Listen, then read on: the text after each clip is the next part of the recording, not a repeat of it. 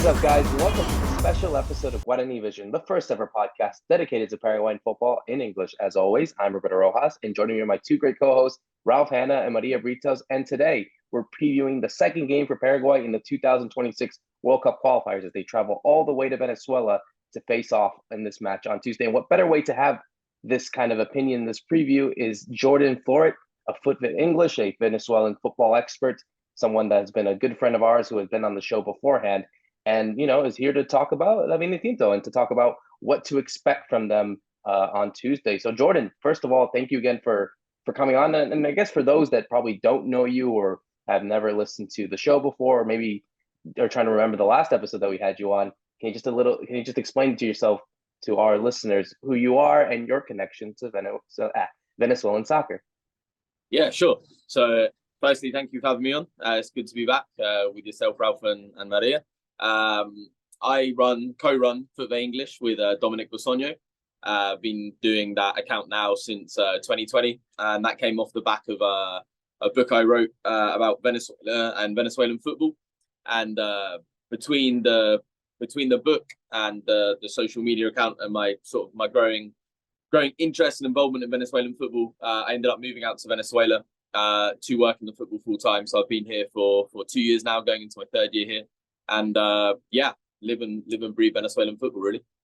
And that's an excellent introduction to go at, Jordan. So let's go straight into it, because obviously here we are talking a little over 12 hours since the first round of games happened in South America. Obviously, both Paraguay played to a draw and a 0-0 draw to Peru over the Ciudad del Este, whereas Venezuela lost narrowly to Colombia in Barranquilla thanks to a Santos Borré goal. I guess, first of all, your impressions from that game and really what the team needs to do moving forward for this game against Paraguay on Tuesday at the Estadio Monumental in Maturin. Yeah, so I watched it for myself and from quite a privileged perspective, in the fact that I didn't watch it live, which is a rarity for me, because I don't tend to, outside of my job, I don't tend to like watching football that isn't live. It loses something, it lacks something. But I was playing myself at the same time as the Venezuela game, so I didn't see it live, but I saw the rerun straight after the football at the bar we went to. So I knew the result. I had the sort of emotional detachment from the game, and sort of allowed me to watch it in a more critical way, if you like. And to be honest, despite the fact that we lost, I wouldn't say I was like impressed with what I saw, but I took sort of like comfort from what I saw. It lacked a lot of things. We didn't look like a team that's going to like attack this qualification campaign ferociously and on the front foot, but we did look very sort of solid and structured in a way that we've lacked probably since Dudamel. And coincidentally, that was when a lot of Venezuelan football fans sort of started to get bored of the national team. Really, Dudamel's football became a bit stale, despite the fact he got us great results. Got us the highest we'd ever been in the FIFA World rankings at 26. But yeah, last night I took comfort from the fact that we looked organised and we looked defensively sturdy. And if it wasn't for Yangel Herrera and Wilker Angel missing golden opportunities, and I'll talk about how they came about a bit later, it could have been a different result. And ultimately, I was also pleased that it was just 1-0, because as much as I joke in the group that Venezuela are going to qualify for the World Cup and we're going to batter Paraguay and Peru, I was expecting us to lose to Colombia by 2, if not more goals. And actually we didn't. It was a quick goal after the restart, and like I said, defensively and organisationally, we can take hope that even if we don't qualify for the World Cup, which I genuinely believe we have a chance to, we can certainly do better than finishing bottom of the pack like we did for 22. Awesome. Thank you, Jordan, for joining us again. And my question would be sort of like, Paraguay and Venezuela have had like sort of like bad bloods a little bit, because I feel like last time that we had an important encounter, Venezuela disqualified us from going to the World Cup. So I think that there's that still negativity from Paraguay every time that we play against Venezuela. How do you see them going against Paraguay this time around? Obviously it's just the first round of the qualifiers, but there's always that pressure of playing well against Paraguay. How do you think that this time around will be? I think where is the opening home game for us in the qualification, and one that seems more winnable than other opponents like Brazil or Argentina or Uruguay. We're going to be playing for the 3 points, I fully expect. We're playing at a stadium that hasn't hosted the national team for a little while, a few years. And it's a stadium that's is big, it's imposing, and they should sell out or get close to selling out. It had a very high attendance earlier in the season for Monagas against Boca Juniors in the Copa Libertadores. Monagas itself have a good fan base. We know that a few of the barras in Venezuela are going to be going in attendance, and not necessarily cooperatively, but like in unison. So there should be a good atmosphere for the game. But in terms of like the bad blood, I think that's something that, you guys are going to feel a lot more than us. I don't think Venezuelan fans are going to attach any more importance to this game other than starting off with 3 points in terms of home fixtures. And the insight I've actually got from this game came primarily from Ralph last week when he asked me a question about how Venezuela have been getting their goals in recent times. And again, I'll probably talk about that with Ralph. And also I saw yesterday or the day before a statistical model based on where this model saw the clubs finishing in qualification, that they only had Paraguay just only marginally above Venezuela. They had like Venezuela 8th and Paraguay 7th, which I was quite surprised about, because although I can't remember exactly where I predicted Paraguay to finish in the group chat with Roberto, but I think Paraguay in general are going to have a good campaign. I only have some confidence for this game because it's our opening home game. And there's going to be a good attendance. Whereas on the end of the 22 campaign, I went to the final 2 or 3 home games that Venezuela played, the first one being Argentina and the last one being Ecuador. And the federation were literally giving away tickets for free to get people to go to that game against Ecuador. It was at the weekend, it was like torrential rain, but they were giving away the tickets like a day before, 2 days before, the week running up. I have a very different feeling about the first game of this campaign. And like I said, it's almost irrelevant that we're playing Paraguay. It's more about it being the first home game, and big expectations. Venezuelan football feeling like it's in a good moment at the moment. It's worth mentioning the game being in Maturin is, of course, where Paraguay suffered a 6-0 defeat at Mexico back in the 2007 Copa America. So the one where Aldo Bobadilla gets sent off very early, so we have to bring in Joel Zayas as a goalkeeper, and then we kind of capitulated. So I don't know if Venezuela did that on purpose to take Paraguay back to one of their worst ever defeats, but you never know. That wouldn't surprise me. So yeah, Jordan, I had a couple of questions. I guess the first one is, we talked about this recently, is Paraguay has really suffered a lot from set pieces. In last night, we actually saw it on the other side, that they had 11 corners and they couldn't score from set pieces. So Paraguay really seems to be struggling with this for whatever reason tactically, even though maybe they would arguably have the players for it, especially someone like Gustavo Gomez. In the case of Venezuela, do you think they're going to look to set pieces to target Paraguay?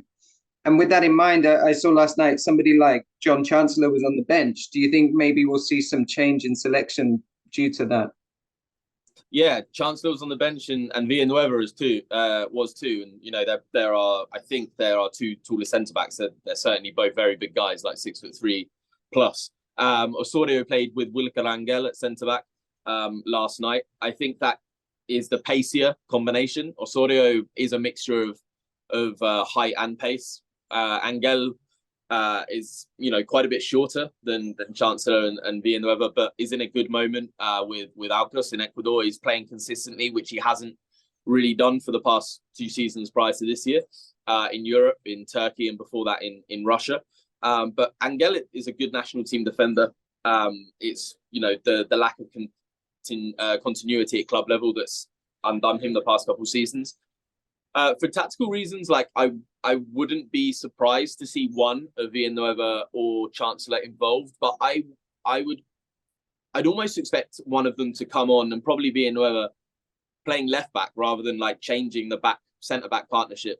Villanueva can play left back. Left back is probably our weakest point in the national team.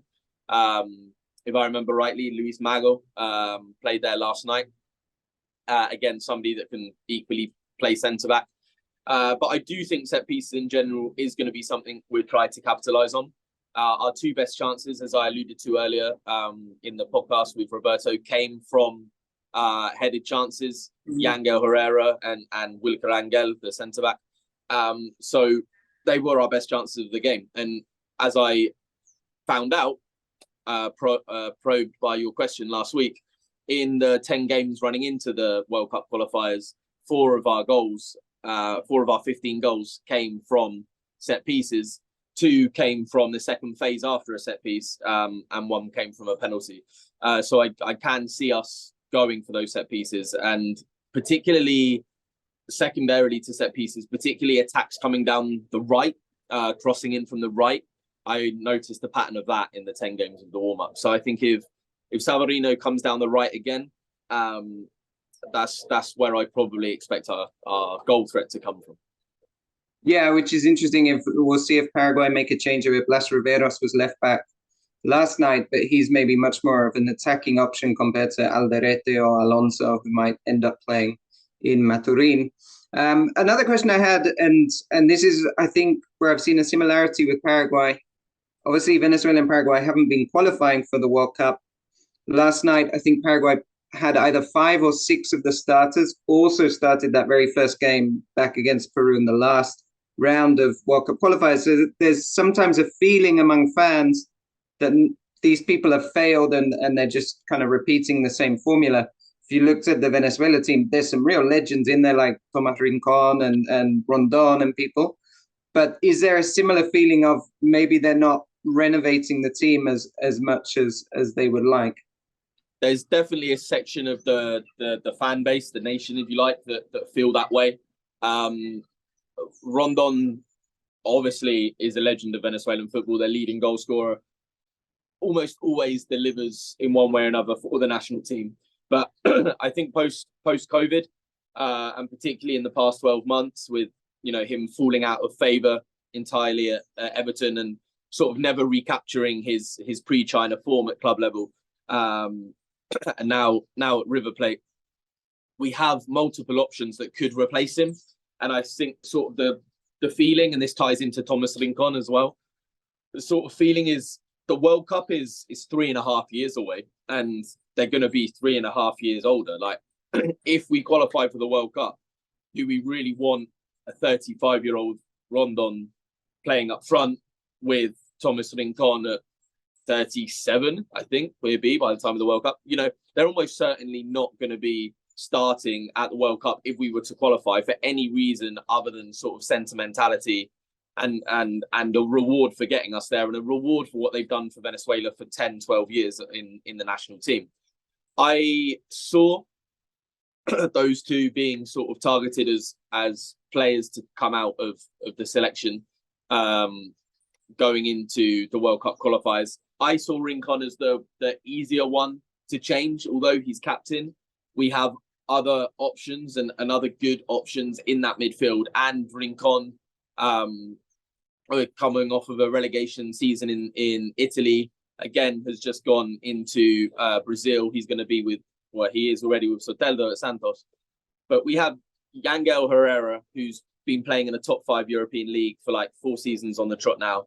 Christian Cáceres, who's just signed for Toulouse in France. And then Brujo Martinez, who, although didn't have a great game last night, is an MLS All-Star player this year, has been the blueprint that head coaches in MLS want from a defensive midfielder. So we have other options that can replace Rincon. Replacing Rondon is a little bit tougher because up until the very beginning of the season, Alejandro Marquez hadn't even tied down his allegiance to Venezuela over Spain. Obviously, he was never going to be a Spain senior national team player based on the past few years, but he was a Spain youth team player. He's just gone to Portugal from Juventus to Estoril and is scoring and is in good form. Similar biotype to Rondon, maybe a bit more pace. He could replace him. Eric Ramirez and Danny Perez, who in recent years have been touted as replacements, are in bad moments at club level. Danny Perez has just been sent out on loan from Club Brugge, having never really broken into the first team. And Eric Ramirez's move around 12 to 18 months ago to Dynamo Kiev hasn't really amounted to anything. So Rondon's a bit safer than Rincon in that regard. But I do think it's something that has to happen. And maybe Copa America is almost sacrificed to blood in new talent at a competitive level. If we're still in with a chance of qualifying for the World Cup in the second half of qualification.